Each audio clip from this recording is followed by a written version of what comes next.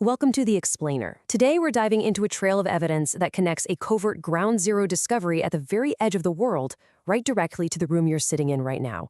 We're going to treat this as what it appears to be, a tense investigative look at a hidden, ancient threat that is unfolding in real time. We are talking about a massive physical breach that has just triggered a wave of global and deeply, terrifyingly personal anomalies. Our starting point is this absolutely chilling quote from an anonymous deep core driller. They were working on a highly classified government-funded project, ostensibly sent to Antarctica to find water. Instead, they hit a 2-mile-high ice cliff. And they didn't drill down, they drilled horizontally. Get this, at 1,400 meters in, they hit smooth granite resembling a massive door, covered entirely in ancient Sumerian carvings repeating just one word, Tayom. It means deep, abyss, or chaos. When they blasted through and sent a camera in, they didn't find an empty cave. They found a massive dormant entity with muscles like literal steel cables. And as the camera was rolling, the creature opened its eyes and blinked. A deliberate, acknowledging blink. Okay, let's dive into this, because the moment that drill pierced the cavern, rapid, breaking news-style events began cascading across the globe. 6 months after the breach, seismic sensors picked up this rhythmic, low-frequency hum just vibrating out from Antarctica. Suddenly, we started seeing whale pods swimming in these endless hypnotic circles, flocks of birds literally falling out of the sky, and deep within the Mariana Trench, an unexplainable, guttural sound emerged. It's a sound scientists are now terrifyingly referring to as Leviathan's Call. Basically, Balak was drilled, and the cage is cracking. Section 1. Global psychological anomalies. The contagion reaches us. You see, the physical anomalies in our oceans and skies, those were just the beginning. The narrative rapidly shifted from this distant ground zero threat to a sudden creeping wave of psychological fallout. It's a contagion that isn't spreading through the air, but rather through the reflective surfaces in our very own homes. The reports pouring in are viscerally terrifying. Take this account from a 27-year-old who woke up at 2 a.m. with a fever and chills. They dragged themselves to the bathroom, staring blankly while brushing their teeth. You know, it's a mundane ritual we all do without even thinking. But as they looked up, their pale, glassy-eyed reflection didn't match their movements. They swear that their reflection smiled, a full 3 seconds after they did.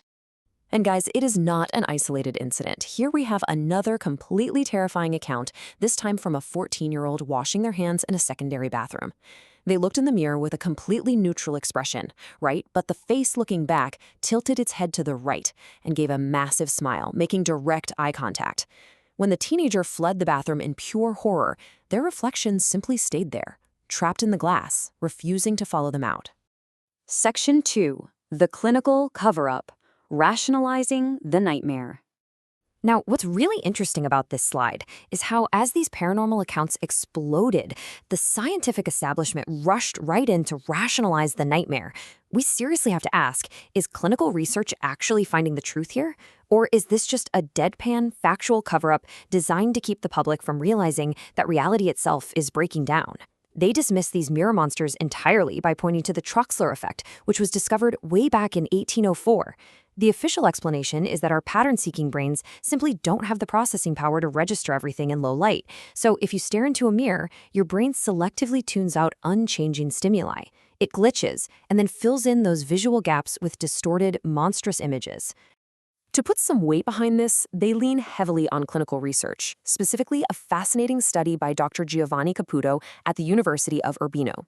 Dr. Caputo found that a staggering 66% of completely healthy observers staring into a mirror in a dimly lit room hallucinated massive, frightening deformations of their own faces. But Caputo didn't just stop at deformations. He actually categorized these visions. He linked the hallucinations directly to Jungian archetypes. Observers reported seeing the shadow archetype, things like monsters, skulls, or cadavers. Others saw the old sage, like a really intense ancient ancestor, or the anima or animus, which is a face of the opposite sex. The clinical hypothesis here is that we're simply projecting our disassociated, unconscious minds right into the physical glass. But the medical rabbit hole goes even deeper. Psychiatry uses an umbrella term coined by Christodoulou called delusional misidentification syndrome. These are profound disorders where a patient truly believes an identity, an object, or a place has been fundamentally altered or replaced. When we keep our investigative hats on, we really have to wonder if these clinical diagnoses are just a systemic way of categorizing people who are actually noticing the dimensional bleed happening around them. Just look at the terrifying variants of this syndrome. In Capgras delusion, a person literally believes their close loved one has been replaced by an identical-looking imposter. In Fragoli delusion, they believe entirely different strangers are actually just one single entity in disguise. So we have to ask, are these just brain malfunctions? Or is the human brain simply collapsing under its inability to process a real physical invasion of mimics? So the crucial point is this highly specific diagnosis: mirrored self-misidentification.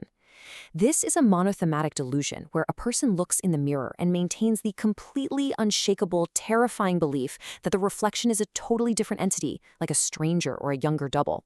Modern medicine treats this with heavy antipsychotics, but honestly, it leaves us with a horrifying question. What if these patients are actually the only ones seeing the truth? Section 3. The historical precedent.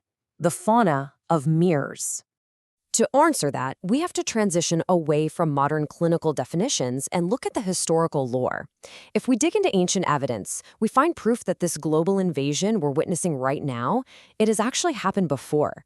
Humanity has carried this long-standing, supposedly irrational dread of reflections across time. 8,000 years ago in Anatolia, people believed black obsidian mirrors literally contained their souls, and breaking them would cause spiritual death.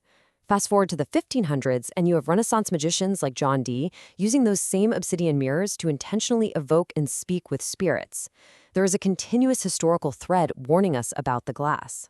But the absolute most vital piece of history comes from an account of ancient Chinese mythology chronicled by writer Jorge Luis Borges. In his writings, he details a profoundly chilling truth. The mirror is not a piece of reflective glass. It's a liminal space.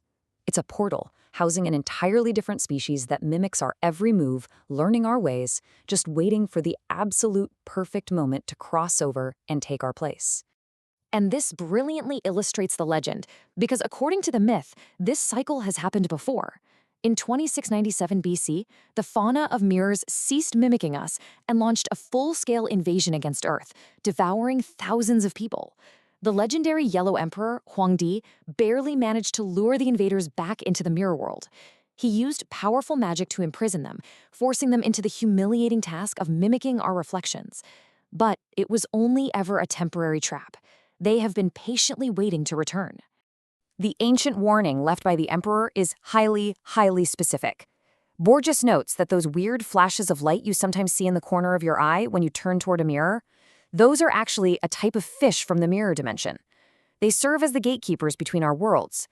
The myth warns that when we stop seeing these gatekeeper fish in the mirror, the return of the fauna of mirrors is imminent. Section 4. The beasts are waking up. Let's move to and see how this builds, because it brings our entire narrative full circle. We can now connect that massive awakening in the Antarctic ice directly to the encroaching shadows in your own immediate surroundings. The lock has been drilled. On a global scale, the distant threat is the behemoth waking in its icy cage at the edge of the world, sending out Leviathan's call. But the immediate threat? That is already inside your home. It's the thin, faceless shadow that slips behind your bookshelf the very second you turn your head. It's the entity stepping out of the glass while you aren't looking. And here is the final, completely chilling reality based on these accounts. That dark shape at the edge of your vision, the one you always ignore and just write off as a trick of the light, it is a mirror entity that slipped through. It's trapped in the corner of your room simply because you looked at it. It thrives on your attention. It feeds on your fear. It likes being acknowledged.